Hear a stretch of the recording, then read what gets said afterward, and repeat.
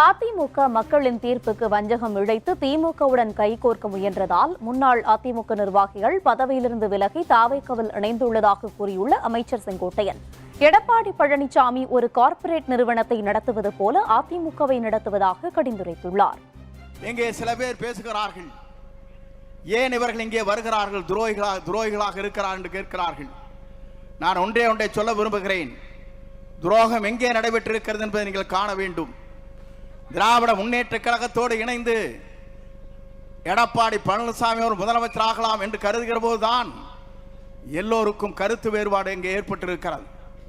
தன்னுடைய பதவியை ராஜினாமா செய்துவிட்டு இன்றைக்கு வருகிறார் என்று சொன்னால் வெற்றி கழகத்துடைய தலைவர் தளபதியை நம்பினால் மட்டும்தான் நாடு வாழும், நாட்டு மக்கள் வாழ்வார் என்ற நம்பிக்கையோடு தான் இங்கே வருகின்றிருக்கிறார்கள். புரட்சி தலைவர் இருந்தது இயக்கம், புரட்சி தலைவர் அம்மா இருந்தது இயக்கம். எடப்பாடி பழனிசாமி ஒன்று இருக்குது கம்பெனி, மறந்து விடாதீர்கள்.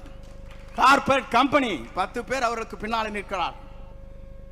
அந்த கம்பெனியிலிருந்து இன்றைக்கு வெளிவந்திருக்கிறார்கள். மனிதநேயத்தோடு இவர்கள் வரவேற்கிறேன், வாழ்த்துகிறேன்.